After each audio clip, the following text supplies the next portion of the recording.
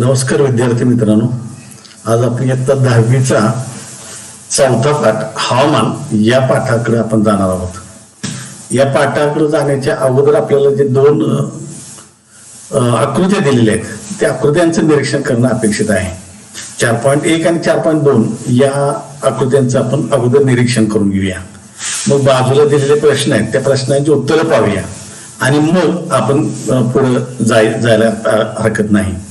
नकाशाच्या मैत्रिका लक्षात घेत असताना आपल्याला जो समोर दिलेला नकाशा आहे तो ब्राझीलचं वार्षिक सरासरी पर्जन्यमान आणि तापमान या दोन बाबीचा असणारा हा नकाशा आहे. आणि एकूण या नकाशामध्ये तुम्हाला या समताप रेषांनी हा ब्राझीलचा नकाशा आपल्याला दाखवलेला दिसून येऊ शकेल. या ठिकाणी 28 अंश सेंटीग्रेड इतकं तापमान असेल, या ठिकाणी 28 अंश सेंटीग्रेड तापमान आहे. म्हणजे ब्राझीलच्या कोणत्या कोणत्या भागांमध्ये 28 अंश सेंटीग्रेड तापमान आहे, 23 अंश सेंटीग्रेड तापमान कोणत्या भागांमध्ये आहे, तर 18 डिग्री सेंटीग्रेड तापमान कोणत्या भागांमध्ये हे दाखवण्याचा प्रयत्न केलाय. त्याचबरोबर वार्षिक सरासरी पर्जन्यमान कसं आहे हे या रंगछटांच्या माध्यमातून दाखवण्याचा प्रयत्न केलेला आहे. म्हणजे जास्तीत जास्त पर्जन्यमान कुठं आहे, कमीत कमी पर्जन्यमान कुठं आहे हे या पहिल्या आकृतीतून म्हणजे 4.1 आकृतीतून आपल्याला दिसून येतो. आता ब्राझील हा देश प्रचंड मोठा आहे आणि दोन्ही खंडांमध्ये विस्तारलेला आहे. म्हणजे उत्तर गोलार्धात आणि दक्षिण गोलार्धात अशा दोन्ही गोलार्धात विस्तारलेला आहे. सर्वात जास्त विस्तार त्याचा दक्षिण गोलार्धामध्ये आहे आणि त्याचबरोबर हा विषुववृत्ताच्या शेजारी असलेला आपल्याला दिसून येतो. त्यामुळे 4.2 आकृती ही आपल्या नजरेसमोर घेऊया आपण. मग आपल्याला लक्षात येईल या आकृतीचा ऑब्झर्वेशन मधून किंवा निरीक्षणातून आपल्याला कोणत्या बाबी लक्षात येतील की आपला हा जो एकूण ब्राझील देश आहे तो अँडीज पर्वतरांगा आणि अटलांटिक महासागर या दरम्यान हा विस्तारलेला आपल्याला दिसून येतो.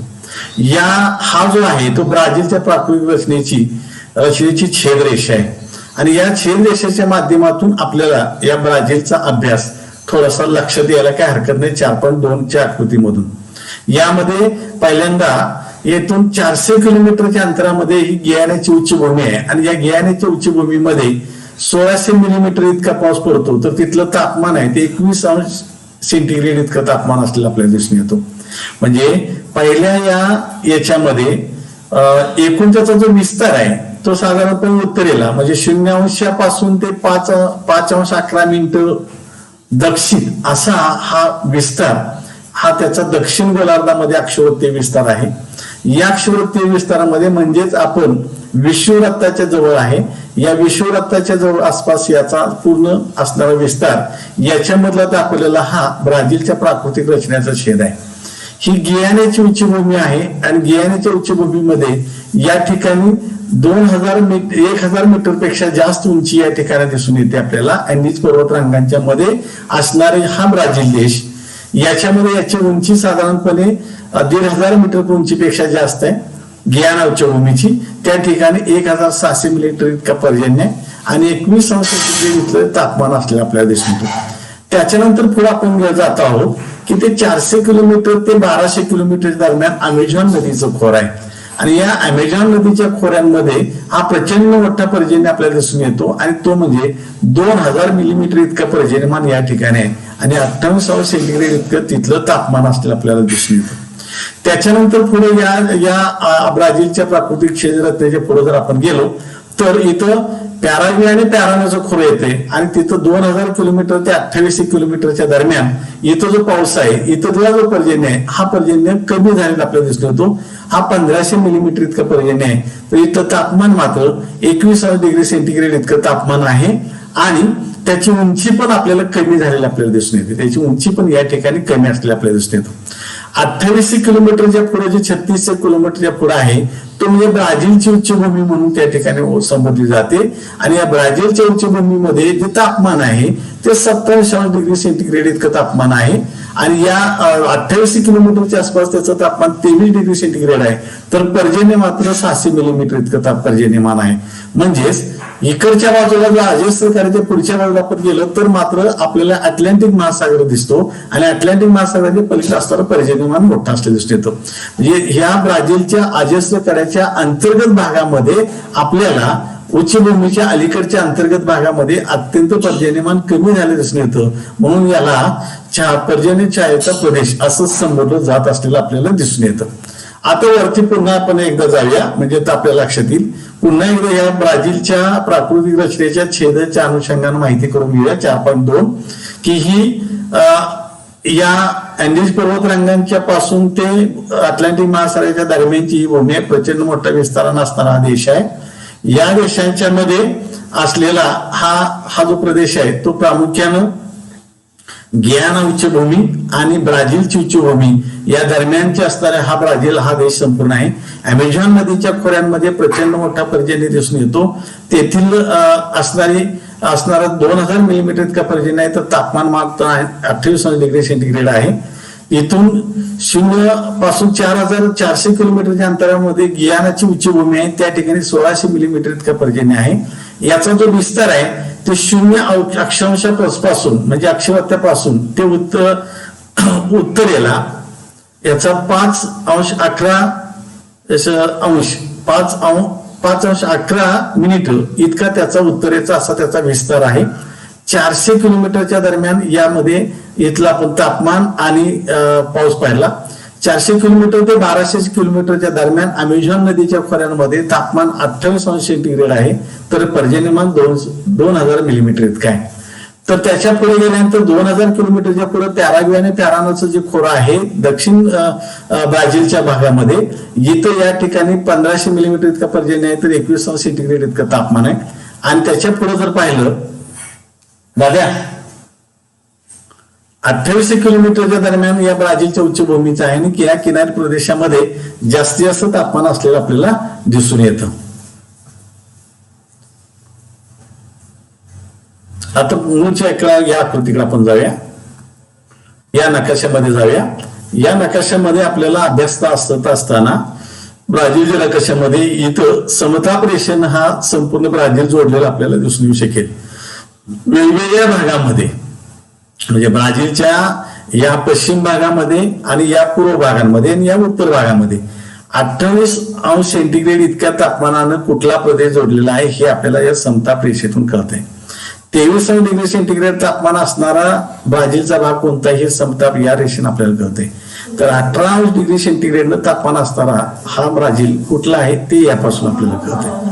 म्हणजेच एकूण हा जो नकाशा आहे आपला 4.1 या नकाशामध्ये आपल्याला या रंगछटांच्या माध्यमातून असलेला पर्जन्यमान किती आहे, कुठे आहे आणि कसा आहे हे सांगितले. तर प्रामुख्याने इथं समताप रेषेनं हा नकाशा आपल्याला दाखवलेला आपल्याला दिसून येतो. आता या समताप रेषेच्या माध्यमातून आपल्याला सरासरी पर्जन्यमान आणि सरासरी तापमान याची माहिती आपल्याला या ठिकाणी मिळून जाते. आता त्याच्यानंतर या नकाशाच्या माध्यमाच्या जोडीनं आपल्याला इथं विचारलेले जे प्रश्न आहेत, हे मोठ्या याच्यामध्ये दिलेले जे प्रश्न आहेत या प्रश्नांची उत्तर आपल्याला करायचे आहेत. हा जो नकाशातील समताप रेषांचा विचार करता ब्राझीलमध्ये सरासरी तापमान कक्षा किती आहे याचा आपल्याला विचार करावा लागेल. आता सरासरी तापमान कक्षेचा विचार करत असताना ब्राझीलमध्ये असणारे हे तापमान हे ज्या रेषा दाखवल्या समताप रेषेच्या या समताप रेषेच्या दाखवलेल्या तापमानाचा विचार आपल्याला करावा लागेल. म्हणजे एकदा 28 डिग्री सेंटीग्रेड आपल्याला घ्यावं लागेल, 23 घ्यावं लागेल, 18 घ्यावं लागेल आणि मग आपल्याला लक्षात येतं की मग सरासरी तापमान आपल्याला किती आहे. म्हणजे 28, 23 आणि 18 यांचे बेरीज करून त्याला भागिले 3 केलं तर मग आपल्याला लक्षात येईल की सरासरी तापमान साधारणपणे 23 डिग्री सेंटीग्रेड इतकं तापमान या ब्राझीलचं असलेलं आपल्याला दिसून येतं. आता कोणत्या भागात जास्त पर्जन्य पडतो, पाऊस पडतो, कोणत्या भागात पर्जन्य जास्त पडतो याचा जर विचार केला तर तुमच्या उभा छेद लक्षात घेतला त्याच्यामध्ये तुमच्या लक्षात येईल की 2000 मिलीमीटर इतकं जे पर्जन्यमान आहे यामध्ये 2000 मिलीमीटर इतकं जे पर्जन्य आहे किंवा इथं दाखवलेला जो लेस दॅन 3000 इतकं जे पर्जन्यमान दाखवलेलं आहे, इतकं मिलीमीटर इतकं जे पर्जन्यमान दाखवलेलं आहे, ह्या रंगछटांचा विचार केला तर पर्जन्यमान आपल्याला अमेझॉन नदीच्या खोऱ्यांमध्ये पर्जन्यमान जास्त असलेलं आपल्याला दिसून येतं. आणि अमेझॉन नदीच्या खोऱ्यांमध्ये किंवा याच याच्यावरून जरी आपल्याला समताप रेषेचा जरी विचार केला म्हणजे इथं 27 सेंटीग्रेड, इथे 21 सेंटीग्रेड, इथं 28 सेंटीग्रेड, इथे 21 सेंटीग्रेड, या सगळ्यांची जरी बेरीज केल्याने त्याला भागिले एवढ्या संख्येने केलं तरी सुद्धा आपल्याला तिथलं सरासरी तापमान काढता येईल. याची या उभय छेदाच्या माध्यमातून जरी विचार केला तरी सर्वात जास्त पर्जन्यमान जे पडते ते 2000 मिलीमीटर इतकं पर्जन्यमान हे अमेझॉन नदीच्या खोऱ्यांमध्ये पडत असलेलं आपल्याला दिसून येतं. त्याच्यानंतरचा पुढचा प्रश्न आहे त्याने दिलेला, त्याच्यावर आपण जाऊया की यामध्ये ब्राझीलमध्ये कोणत्या दिशेने वारे वाहत येतात. आता त्यामध्ये 4.1 आकृतीचा जर विचार केला तर मग लक्षात येतं की ब्राझीलमध्ये कोणत्या दिशेने वारे येत आहेत, की ब्राझीलमध्ये दिशे वारे येत आहेत त्याच्यामध्ये हे ईशान्य वारे आणि त्याचबरोबर हे आग्नेय वारे, म्हणजे आग्नेय आणि ईशान्य या दोन्हीकडून या देशामध्ये वारे येत असलेले आपल्याला दिसून येतात. या वाऱ्यांच्या दिशेला दाखवलेल्या ह्या असलेल्या दिसून येतात आणि या प्रामुख्याने अटलांटिक महासागरावरून येणार ही वारा असलेला आपल्याला दिसून येतो. आता या वाऱ्यांना कोणता अडथळा निर्माण होतो तर ब्राझीलची जी उच्चभूमी आहे, ब्राझीलची जी उच्चभूमी आहे त्या उच्चभूमीचा प्रामुख्याने तिथं अडथळा येत असलेला आपल्याला दिसून येतो. उच्चभूमी म्हणजे ज्याला आपण अजस्त्र जो कडा म्हणतोय, या अजस्त्र कड्यामधून त्याला मोठा अडथळा निर्माण होतो. त्यामुळं या ठिकाणी जी वृष्टी जी तयार होते यामध्ये प्रतिरोध म्हणजे जिथं अडथळा निर्माण झाला त्या अडथळ्यामुळं त्या ठिकाणी या वाऱ्याचा जो वृष्टी जी होते पर्जन्यमान होतोय तो प्रतिरोध पर्जन्य नावाचा पर्जन्य, म्हणजे या ठिकाणी उच्चभूमीमुळे त्याला अडथळा निर्माण झाला आणि त्यामुळं या ठिकाणी पडणारी गोष्ट म्हणजे पर्जन्यमान आहे त्याला प्रतिरोध पर्जन्य असं म्हटलं जातं. या वाऱ्यांच्या पर्जन्याचा सहसंबंध जोडूया, म्हणजेच या वाऱ्याचा आणि पर्जन्याचा जर सहसंबंध आपण जोडला तर या ईशान्य वाऱ्यांच्यामुळं आणि नैऋत्य वाऱ्यांच्यामुळं या ब्राझीलमध्ये प्रचंड मोठा पर्जन्य पडतो. हा पर्जन्य वरच्या म्हणजे अमेझॉन नदीच्या खोऱ्यांमध्ये हा जास्त मोठ्या प्रमाणात असलेला दिसून येतो. अजस्त्र कड्याच्या अलीकडच्या बाजूला या किनारपट्टीला पर्जन्यमान जास्त असलेला आपल्याला दिसून येतो. त्याच्या अंतर्गत भागांमध्ये पर्जन्यमान कमी पडतं, त्यामुळे या ठिकाणी कमी पर्जन्य छायेचा म्हणजे कमी पर्जन्य पडत असल्यामुळे त्याला पर्जन्य छायेचा प्रदेश असं आपल्याला म्हटलं जाऊ शकतं. इथं दाखवलेच त्यांनी की 500 मिलीमीटर पेक्षा कमी असणारं पर्जन्यमान या ठिकाणी आपल्याला अंतर्गत भागामध्ये आपल्याला दिसून येतं. म्हणजे अटलांटिक महासागराच्या किनारपट्टीपासून अंतर्गत भागामध्ये गेलो तर पर्जन्यमान कमी असलेलं आपल्याला दिसून येतं. हा आपल्याला सहसंबंध सांगता येऊ शकेल. कोणत्या भागामध्ये सरासरी तापमान कमी आहे तर कोणत्या भागाचं सरासरी तापमान कमी आहे असं जर विचार करायला गेलं तर आपल्या लक्षात येईल की या ब्राझीलच्या दक्षिण भागामध्ये जर गेलं तर आपल्याला सरासरी तापमान आता एक कमी असलेलं आपल्याला दिसून येतं. म्हणजे 18 डिग्री सेंटीग्रेड इतकं तापमान आहे आणि हे तापमान साहजिकच पॅराना म्हणजे जर आपण पहिल्या दुसऱ्या टॉपिक मधला जर विचार केला तर तिथला देश आपल्या लक्षात पॅराना यामध्ये पॅराना या भागामध्ये तिथं तापमान हे कमी असलेलं आपल्याला दिसून येतं. त्याच्यानंतर ब्राझीलमध्ये पर्जन्यछायेचा प्रदेश ओळखावा, तेथील हवामानाची स्थिती सांगा. आता ब्राझीलमधील पर्जन्यछायेचा जो प्रदेश लक्षात घेतला तर हा जो आहे हा या ठिकाणी ब्राझीलमध्ये पर्जन्यछायेचा प्रदेश असलेला दिसून येतो. म्हणजे कमी पर्जन्य या ठिकाणी पडलेला आपल्याला दिसून येतो. हा जो पर्जन्यमान आहे तो कमी पर्जन्यछायेचा प्रदेश आहे, तो म्हणजे किनारपट्टीपासून किंवा उच्चभूमीच्या अंतर्गत भागांमध्ये असणारा पर्जन्यमान कमी आहे. या भागाला नाव आहे गियाना उच्चभूमीच्या याच्यामध्ये ब्राझीलच्या उच्चभूमीच्या पलीकडचा जो भाग आहे, ब्राझीलच्या उच्चभूमीच्या पलीकडचा जो भाग आहे तो पर्जन्यछायेच्या प्रदेशामध्ये मोडत असलेला दिसून येतो. कोणत्या भागात सरासरी तापमान जास्त आहे, कोणत्या भागांमध्ये सरासरी तापमान जास्त आहे तेव्हा आपल्याला लक्षात येतं की जी गियानाची उच्चभूमी आहे, ही गियानाची उच्चभूमी आहे, या गियानाच्या उच्चभूमीमध्ये किंवा 2.1 जी आकृती आहे या 2.1 याच्यामध्ये गेलो तर आपल्याला लक्षात येईल की गियानाच्या उच्चभूमीच्या पलीकडं या अमेझॉन नदीच्या खोऱ्यांमध्ये म्हणजे 400 किलोमीटर ते 1200 किलोमीटर म्हणजे 0° विषुववृत्तापासून ते 0°11' उत्तरेला या दरम्यानच्या याच्यामध्ये आपल्याला तापमान जास्त आहे असं सांगता येतं. त्याच्यानंतर अक्षवृत्ताचा विचार करता ब्राझीलमध्ये कोणत्या प्रदेशात समशीतोष्ण हवामान असेल.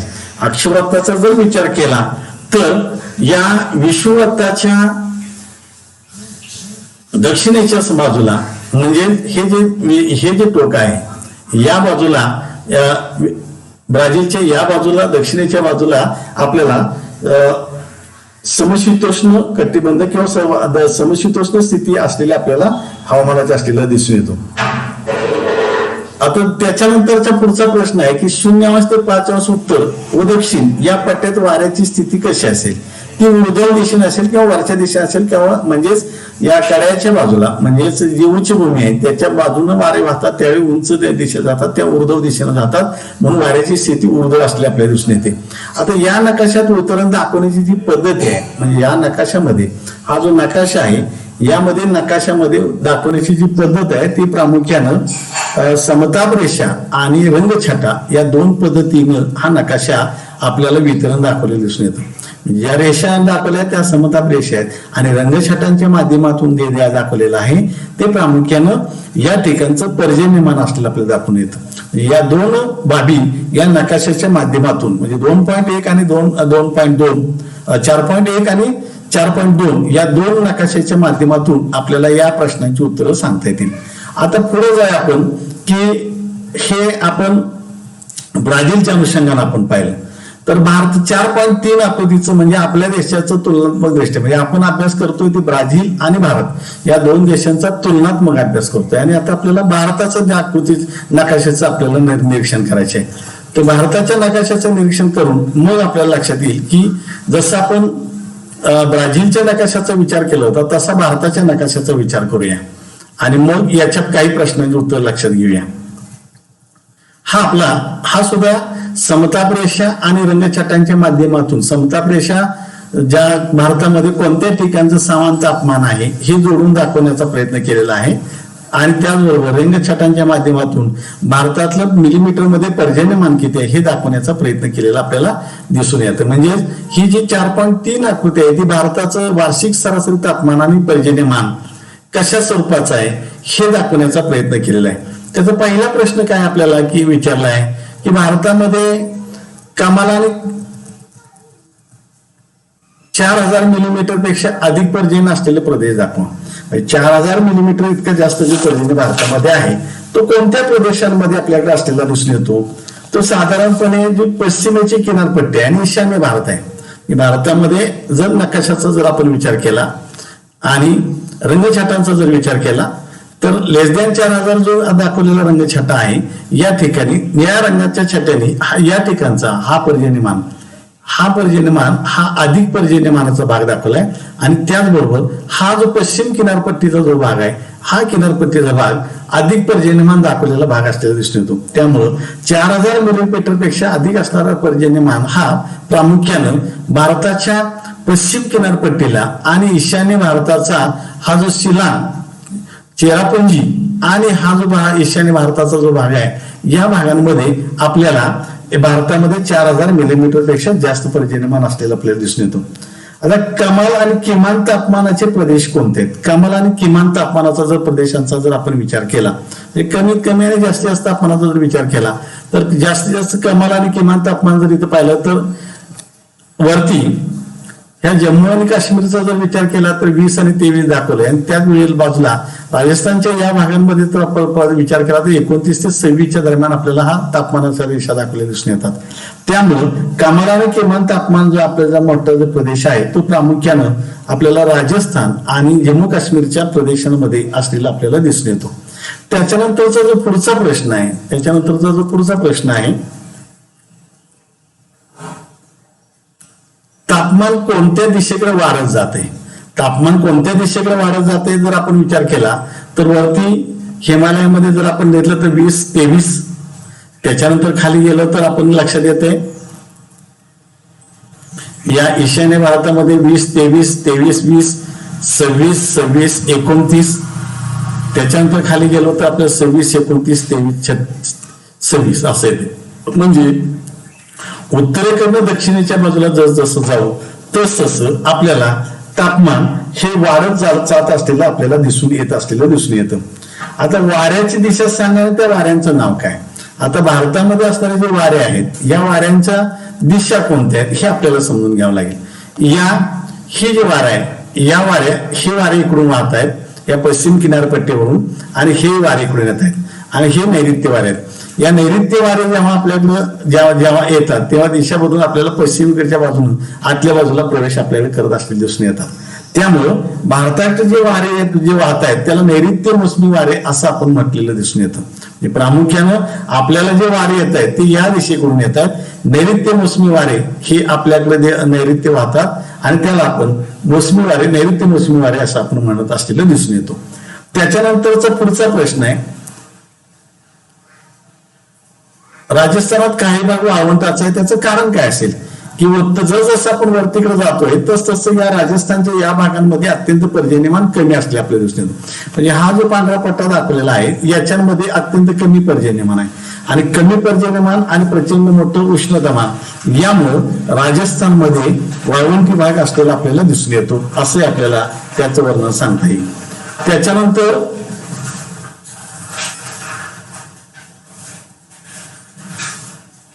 देशाच्या उत्तर भागात हवामान कोणत्या प्रकारात मोडते?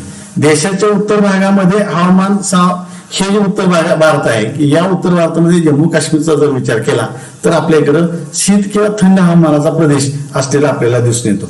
एकूण भारताचा विचार केला तर भारतामध्ये शीत हवामान आहे, त्याच्याबरोबर उष्ण हवामान आहे आणि सरासरी तापमान समशीतोष्ण तापमान सुद्धा भारतामध्ये काही ठिकाणी असलेलं आपल्याला दिसून येतं. पण दोन भाग आपण लक्षात घेऊया की उत्तरेच्या बाजूला शीत तापमान हे आपल्याला दिसून येतं. भारतातून जाणारं जे अक्षवृत्त आहे म्हणजे भारतातून जाणारं जे प्रमुख अक्षवृत्त आहे की आपल्या भारतातून जाणारं अक्षवृत्त आहे ते प्रामुख्यानं कर्कवृत्त आहे. 23.5 अक्षांशावरतून गेलेलं कर्कवृत्त आहे आणि ब्राझीलमध्ये आपण पाहिलं कर्कवृत्त आहे. तर या जे 23.5 अक्षांच्या पासून गेलेलं जे आपल्याला कर्कवृत्त आहे या कर्कवृत्तामुळं आपल्या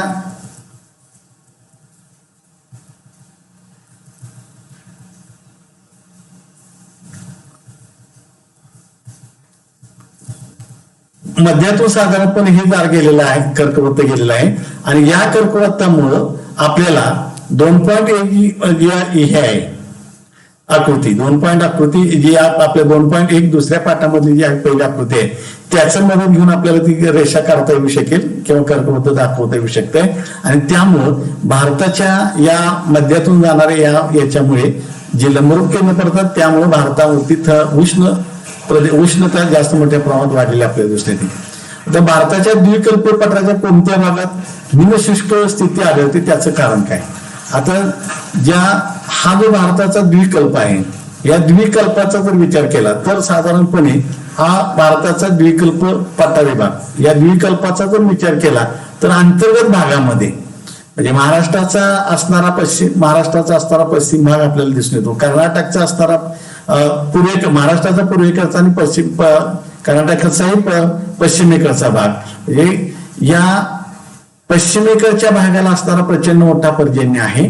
तर याच्या अंतर्गत भागांमध्ये पूर्वेकडच्या बाजूला जर गेला तर मात्र पर्जन्यमान तुम्हाला कमी झालेलं आपल्याला दिसून येतं. म्हणजे भारताच्या महाराष्ट्र, गुजरात आणि मध्य प्रदेश याच्यामधला हा जो भाग आहे या अंतर्गत भागांमध्ये म्हणजे पूर्व किनारपट्टीचा अंतर्गत भाग आणि पश्चिम किनारपट्टीपासूनचा अंतर्भाग भागाचा विचार केला तर महाराष्ट्र, गुजरात आणि मध्य प्रदेश आणि कर्नाटक यांचा जो हा मधला भाग आहे म्हणजे किनारपट्टीपासूनचा अंतर्गत भाग आहे पश्चिम किनारपट्टीपासून अंतर्गत भागामध्ये आपल्याला निमशुष्क शुष्क स्थिती असलेली आढळते. अशा रीतीनं आपल्याला या प्रश्नांची उत्तरे घेऊन आपल्याला पुढे जाता येऊ शकतं. त्याच्यानंतरचा जो भाग आहे की त्यामध्ये 3 शहरांचा असणारा आपल्याला स्तंभालेखाने रेषाआलेख दिलाय. या स्तंभालेखाने रेषाआलेखाचं सुद्धा आपल्याला याचं निरीक्षण करावं लागेल. यामध्ये जे शहर दिले ते ब्राझील मधलं शहर म्यानमार शहर दिले, बेलेम शहर दिले, पोर्टो अलेग्रे एक शहर दिले आणि रिओ दी जानेरिओ ही 4 शहरं महत्वाची या ठिकाणी दिले. आणि या 4 शहरांच्या याच्यामध्ये आपल्याला प्रामुख्यानं या सूचीचा विचार करा म्हणजे लक्षात येईल की यामध्ये जे तांबड्या रेषा आहेत त्याच्यामध्ये कमाल तापमान आणि ही जी खालची रेषा आहे तिनं किमान तापमान दाखवलेलं आहे आणि जो स्तंभालेख आहे या स्तंभालेखाच्या माध्यमातून तुम्हाला त्या ठिकाणचं पर्जन्यमान दाखवलेलं आहे. म्हणजे 4.4 ही जी आकृती आहे ती आलेखाच्या माध्यमातून ब्राझील मधल्या 4 शहरांचा पर्जन्यमान तापमान याचा तुलनात्मक अभ्यासासाठी दिलेली आपल्याला माहिती सांगता येते. याच्यामध्ये 4 शहरं केले आहेत. एक मॅनॉस, दुसरं बेलेम, तिसरं पोर्तो अलेग्रे आणि चौथा आहे रिओ दे जानेरिओ. अशा 4 शहरांचा असणारा हा तुलनात्मक असणारा सरासरी तापमान आणि पर्जन्यमानाचा हा आलेख आहे. आणि या आकृतीचा अभ्यास करून आपल्याला प्रामुख्यानं या पुढील प्रश्नांची आपल्याला उत्तर द्यायची आहेत. आता या प्रश्नांची उत्तर देत असताना 4ही याच्यामध्ये तापमान काय जास्त, कुठे तापमान जास्त आहे, कोणत्या महिन्यात जास्त आहे, पर्जन्यमान कोणत्या शहरांमध्ये जास्त आहे, कधीच जास्त आहे, किती मिलीमीटर मध्ये पर्जन्यमान पडतोय, किती सेंटीग्रेड मध्ये त्याचं तापमान आहे, हे सगळं या 4.4 या आकृतीवरून आपल्याला स्पष्ट करायचं आहे. त्याच्यामध्ये आता पहिला आपण भाग पाहूया की या भागांमध्ये 4ही शहरातील तापमान कोणत्या महिन्यात सर्वात जास्त आहे. 4ही शहरांमधलं जे तापमान आहे ते कोणत्या महिन्यांमध्ये जास्त आहे, सर्वात जास्त आहे. आता त्याच्यासाठी आपण पहिली आकृती काढूया की ज्यामध्ये मॅनॉस शहर आहे. या मॅनॉस शहरामध्ये सर्वात जास्त जे तापमान दाखवलेलं आहे ते सर्वात जास्त तापमान हे प्रामुख्यानं या ऑगस्टच्या दरम्यान या ठिकाणी तापमान सर्वात जास्त आपल्याला दाखवलेलं दिसून येते. या शहरामधलं तापमान जे सर्वात जास्त दाखवलेलं आहे तेही साधारणपणे ऑगस्ट मध्ये शहरामध्ये तापमान जास्त दाखवलेलं दिसून येतं, ते म्हणजे बेलम मध्ये. आणि जर त्याच्या पोर्तो अलेग्रे मध्ये जर विचार केला तर पोर्तो अलेग्रे मध्ये साधारणपणे फेब्रुवारी महिन्यामध्ये सर्वात जास्त तापमान दाखवलेलं आहे. तर रिओ दे जानेरो याचा जर विचार केला तर या याच्यामध्ये सुद्धा या फेब्रुवारी मध्ये तापमान सर्वात जास्त दाखवलेलं आहे. आता जर कोणत्या महिन्यात सरासरी जर जास्त विचार केला, सरासरीने जर आपण विचार केला तर फेब्रुवारी महिन्यांमध्ये सर्वात जास्त तापमान असलेलं आपल्याला दिसून येतं. फेब्रुवारी महिन्यांमध्ये सर्वात जास्त सरासरीनं तापमान या 4ही शहरांमध्ये असलेलं आपल्याला दिसून येऊ शकतं. त्याच्यानंतरचा जो पुढचा प्रश्न आहे तो पाहूया आणि मग आपण इकडे जाऊया. दिलेल्या शहरात जास्त पाऊस कोणत्या महिन्यात पडतो. दिलेल्या शहरांमध्ये जास्त पाऊस कोणत्या महिन्यांमध्ये पडतो, म्हणजे सरासरीने कोणत्या महिन्यांमध्ये सर्वात जास्त पाऊस पडतोय हे त्यांना विचारायचं आहे.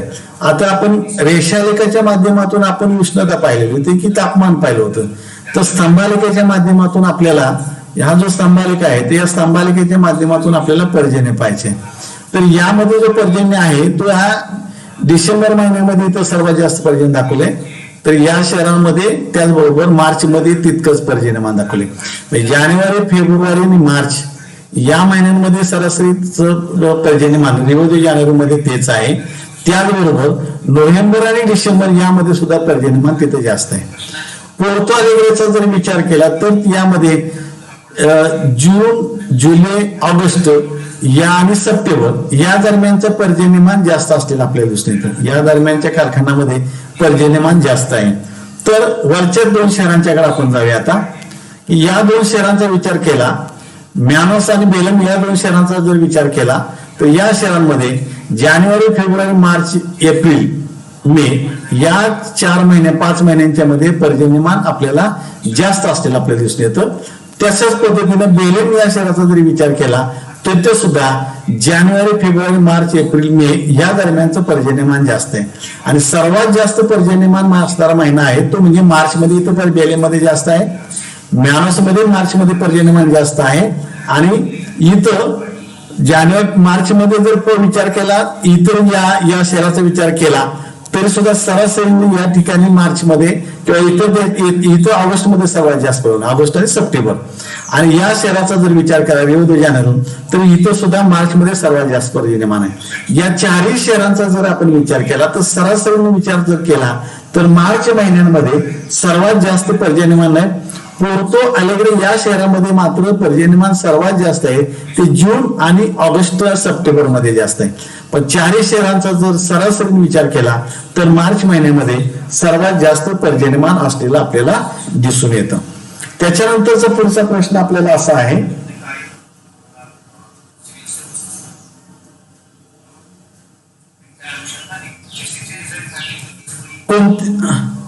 ब्राझीलमध्ये पर्जन्य ऋतूचा कालावधी कोणता आहे? ब्राझील मधला पर्जन्य ऋतूचा ऋतू कोणता आहे? तर ब्राझीलमध्ये पर्जन्यमानाचा जर विचार केला तर जानेवारी फेब्रुवारी मार्च इकडं सगळ्याच ठिकाणी पर्जन्यमान साधारणपणे या शहरांमध्ये सारखं आहे. ऑगस्ट सप्टेंबर जास्त आहे. म्हणजे या शहरामध्ये वर्षभर साधारणपणे एकसारखा पाऊस प्रत्येक महिन्यांमध्ये पडत असलेला आपल्याला दिसून येतो. रिओ दे जानेरोचा जर आपण विचार केला तर जानेवारी फेब्रुवारी मार्च एप्रिल हा कालखंड आहे तो पर्जन्याचा भाग आहे. त्याच्यानंतरच्या पुढच्या शहरांचा जर विचार केला तर जानेवारी फेब्रुवारी मार्च एप्रिल मे या शहरांमध्ये पर्जन्यमान जास्त आहे. तर या पुढच्या याचा बेलेम शहराचा जर विचार केला तर जानेवारी फेब्रुवारी मार्च एप्रिल या दरम्यान पर्जन्यमान जास्त आहे. म्हणजे थोडक्यात यामध्ये या ब्राझील मधल्या पर्जन्य या चारही शहरांचा जर विचार केला तर जानेवारी ते एप्रिल या कालखंडामध्ये किंवा या महिन्यांमध्ये ब्राझीलमध्ये पर्जन्यमान हे असलेला आपल्याला कालावधी आपल्याला दिसून येतो. आता त्याच्यानंतरचा पुढचा प्रश्न पाहूया.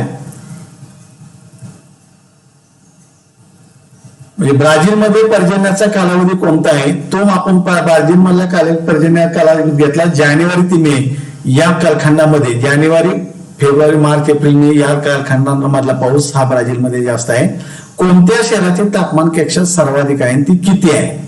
कोणत्या शहराची तापमान कक्षा सर्वाधिक आहे? तापमान कक्षा सर्वाधिक म्हणजे जास्तीत जास्त कमी आणि कमीत कमी तापमान यामधला जो फरक आहे त्याच्यावरून आपल्याला ही तापमान कक्षा काढता येते. पुन्हा एकदा समजून घ्या. प्रश्न आपला असा की कोणत्या शहराची तापमान कक्षा सर्वाधिक आहे व ती किती आहे?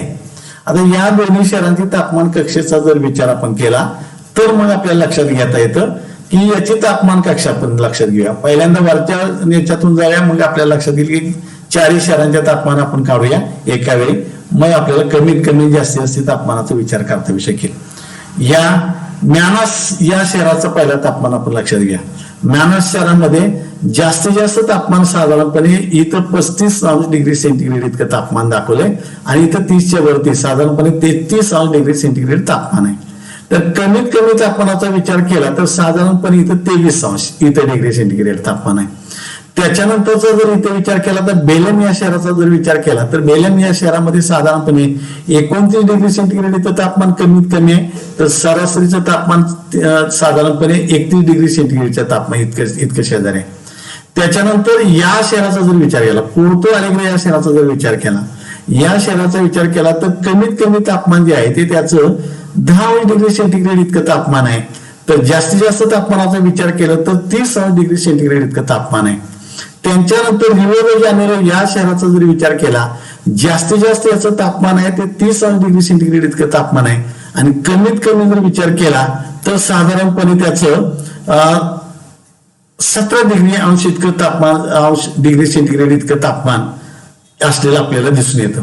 म्हणजेच यामध्ये दोन याच्यामधला असणारा जो फरक आहे या दोन्ही कमीत कमी आणि जास्तीत जास्तीचा जर आपण विचार केला तर या सगळ्यांच्या मध्ये या शहराचा जर विचार केला पोर्तो अलेग्रे या शहराचा जर विचार केला तर याच्यामध्ये जास्तीत जास्त तापमान 30° सेंटीग्रेड इतकं दिले तर कमीत कमी तापमानाचा विचार केला तर 10° सेंटीग्रेड इतकं दिले.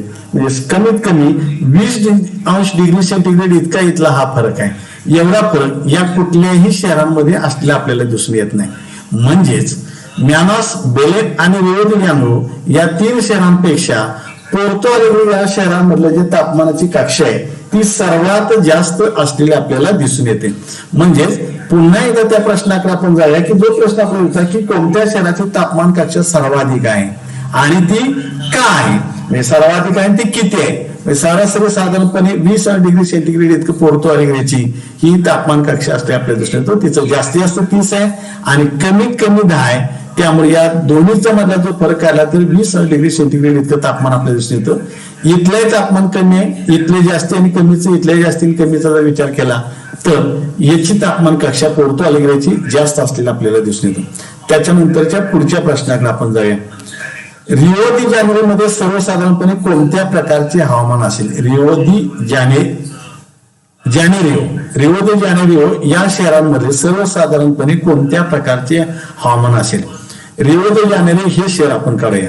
आता या शहरातला जर विचार केला तर या शहरांमध्ये साधारणपणे तापमान कक्षा सारखीच आहे. साधारणपणे तापमान कक्षा ही सारखीच असलेली आपल्याला दिसून येते.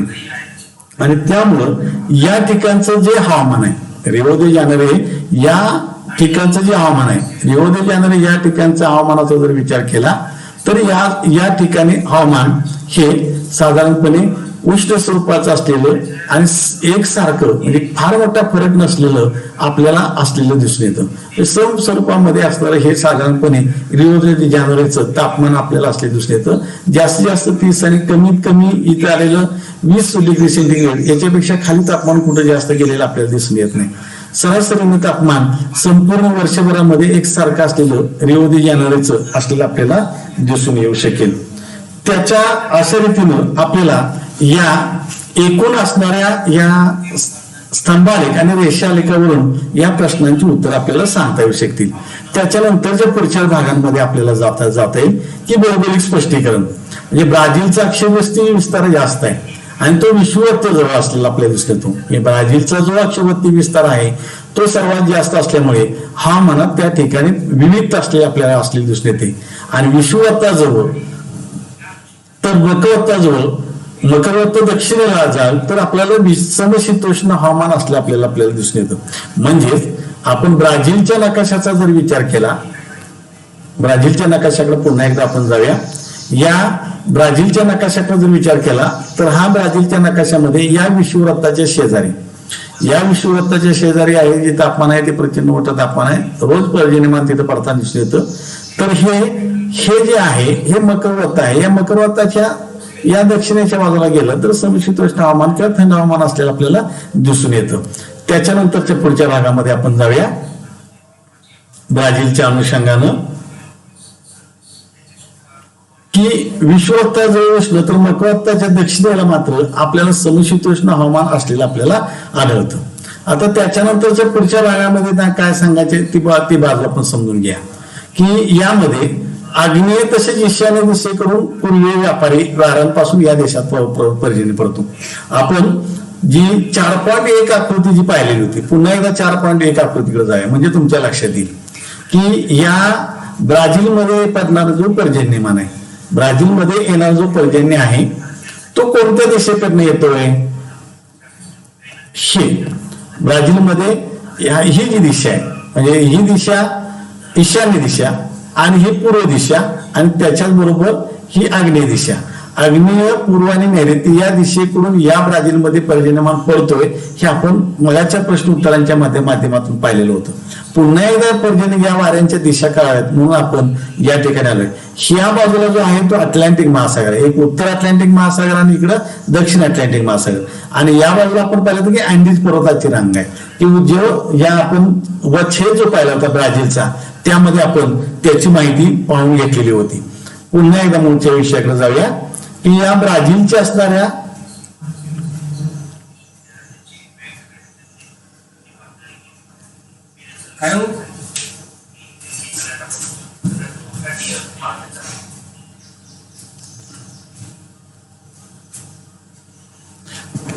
आग्नेय तसेच ईशान्येकडून येणाऱ्या वाऱ्या पूर्वी वाऱ्यापर्यंत या ब्राझीलमध्ये पर्जन्यमान पडतो. तर ब्राझीलच्या उच्चभूमीचा जो काही भाग आहे तो उत्तरेकडील किनाऱ्यापर्यंत आहे. म्हणजे ब्राझीलच्या जो उच्चभूमीचा काही जो भाग आहे तो उत्तरेकडील किनाऱ्यापर्यंत आहे आणि समुद्रावरून येणाऱ्या वाऱ्यांना अजस्त्र कड्यांपासून अडथळा निर्माण होतो. त्यामुळे किनारी भागामध्ये जो पर्जन्यमान पडतो तो प्रतिरोध प्रकारचा पर्जन्यमान असलेला आपल्याला दिसतो. म्हणजे ब्राझीलमध्ये जे ईशान्येकडनं पर्जन्यमान येतोय त्याचबरोबर नैऋत्येकडनं जो पर्जन्यमान येतोय आणि पूर्वेकडनं जे वारे येत आहेत, जे अटलांटिक महासागर वारे येत आहेत, तो जो अजस्त्र कडा जो आहे, अजस्त्र कडा आहे, या अजस्त्र कड्याचा अडथळा निर्माण झाल्यामुळं त्या ठिकाणी त्याचा अडथळा निर्माण झाला आणि त्यामुळं तिथं जो अडथळ्यामुळे निर्माण झाला त्याला रोज प्रतिरोध झाला म्हणून जो पाऊस पडतोय त्याला प्रतिरोध पर्जन्य असं म्हणतात.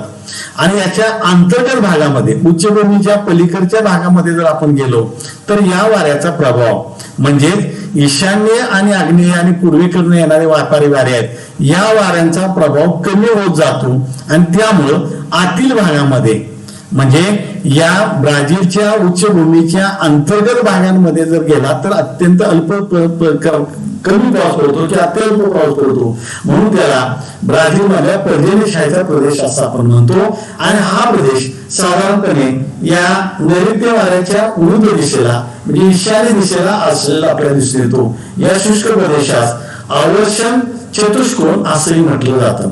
म्हणजे ईशान्येच्या बाजूला जो पर्जन्यछायेचा प्रदेश जो ब्राझीलमध्ये तयार होतो याला पर्जन्यछायेचा प्रदेश आहे असं त्याला संबोधलं जात असलेलं आपल्याला दिसून येतं. म्हणजेच याचा जो प्रभाव आहे या त्याला दुसरे त्याला नाव आहे अवर्षण चतुष्कोण असंही त्याला म्हटलेलं दिसून येतं. आता याच्या पुढचा जो प्रश्न आहे तो समजून घ्या की ब्राझीलच्या हवामानाच्या विविध घटकांचा अभ्यास करून सोबतचा तक्ता पूर्ण करायचे. अमेझॉन खोरा आहे तिथलं हवामानाचं वैशिष्ट्य काय आहे, उच्चभूमी आहे तिथलं हवामानाचं वैशिष्ट्य काय आहे, त्याच्यानंतर पॅन्टॉनॉल हे जे भाग आहे त्याचं प्रदेशाचं काय आहे, उत्तर किनारी प्रदेश आहे त्याचं हवामानाचं वैशिष्ट्य काय आहे, दक्षिण किनार प्रदेश आहे त्याचं काय आहे आणि अतिदक्षिणेकडचा प्रदेश आहे त्याचं काय आहे. आता अमेझॉन खोऱ्याचा जर विचार केला तर अमेझॉन खोऱ्यामध्ये आपण ब्राझीलचे असणारे उभाछेद जी आकृती अभ्यासलेली होती ती नजरेसमोर आणा म्हणजे तुमच्या लक्षात येईल की ब्राझीलच्या अमेझॉन खोऱ्याच्या मध्ये हवामान हे उष्ण पद्धतीचं असलेलं दिसून येतं आणि तिथं कायम पर्जन्यमान असलेलं दिसून येतं. उच्चभूमीचा जर विचार केला तर तिथं थोडस थंड हवामान आहे. त्याच पद्धतीने पॅन्टॉनॉल मध्ये सुद्धा थंड आहे. उत्तर किनारी प्रदेशाचा विचार जर केला उत्तर किनारी प्रदेशामध्ये उष्ण हवामान आहे. दक्षिण किनारपट्टीला आपण पाहिले की अतिदक्षिण किनारपट्टीला गेलो तर त्या ठिकाणी समशीतोष्ण या दक्षिण किनारपट्टीला समशीतोष्ण तर अतिदक्षिणेच्या भागाला गेलो तर शीत प्रदेश असलेला आपल्याला दिसून येऊ शकेल. या रीतीनं आपल्याला या ब्राझीलच्या असणाऱ्या याची माहिती आपल्याला सांगता येऊ शकेल. ब्राझीलचं आपल्याला भौगोलिक स्पष्टीकरण करून आपल्याला त्याची दिलेली माहिती आपल्याला सांगता येऊ शकेल. त्याच्यानंतरच्या पुढच्या भागामध्ये आपण जाऊया की उत्तरेकडच्या प्रदेशांमध्ये अतिदक्षिणेच्या तुलनेवर ऋतुमानांमध्ये तिथं विविधता आपल्याला दिसून येते की ब्राझीलच्या याच्यामध्ये विचार केला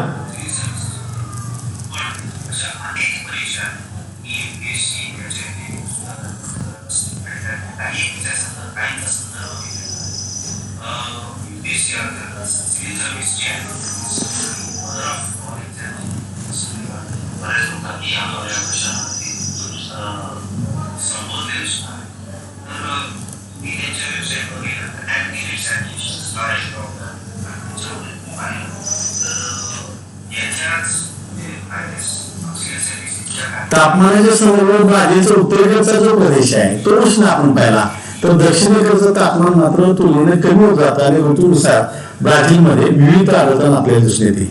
ब्राझीलच्या किनारी भागात विश्वचा जो तापमानाचा जास्त मात्र फरक पडत नाही. ब्राझीलचा किनारी प्रदेश म्हणजे कुठला आहे तो मित्रांनो की जे विषुववृत्त जवळ आहे आणि त्याबरोबर उत्तर अटलांटिक महासागर आहे. या उत्तर अटलांटिक महासागरामध्ये आपल्याला कोणताही या तापमानामध्ये जास्त मोठा फरक पडताना दिसत नाही. या प्रदेशामध्ये वारे ऊर्ध्व दिशेने वळण होते वरच्या दिशेने होतात. तसेच या व्यापारी वाऱ्यांच्या एकत्रीकरणाचा पट्टा या भागात क्षीण असल्यामुळे अवरोध निर्माण होत नाही. त्यामुळे ब्राझीलच्या किनारी भागात वादळे फारच क्वचित होताना दिसतात.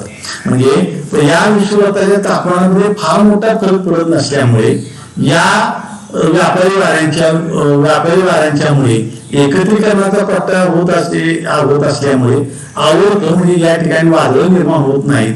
प्रचंड मोठी वादळ निर्माण भारतासारखी निर्माण होताना आपल्याला दिसून येत नाही. या देशाचा बहुतांश भाग आहे तो उष्ण कटिबंधात येतो. तसेच उत्तरेकडील भागातून विषुववृत्त जाते. या भागात हवेचे तापमान जास्त असते आणि अमेझॉन खोऱ्यात सरासरी तापमान 25 डिग्री सेंटीग्रेड ते 28 डिग्री सेंटीग्रेड असतं. तर उच्चभूमीच्या प्रदेशामध्ये हवामान थंड असते आणि त्याचबरोबर समुद्रामुळे किनारपट्टीच्या प्रदेशामध्ये हवामान सौम्य व आर्द्र असते. अमेझॉन खोऱ्यात सुमारे 2000 मिलीमीटर इतका पर्यंत पाऊस पडतो तर आग्नेय किनारपट्टीवरती 1000 ते 1200 मिलीमीटर इतका पर्जन्यमान पडत असलेला आपल्याला दिसून येतो. आता त्याच्यानंतरचा जो पुढचा भाग आहे की त्यामध्ये आपल्याला भारताच्या याचा विचार करून आकृती 4.5 जी आकृती आहे ते भारताच्या याचा विचार करून आपल्याला सांगायचे आहे. दादा इकडं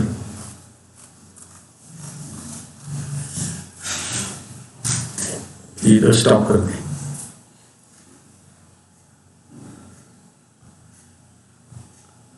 रेकॉर्डिंग स्टॉप कर.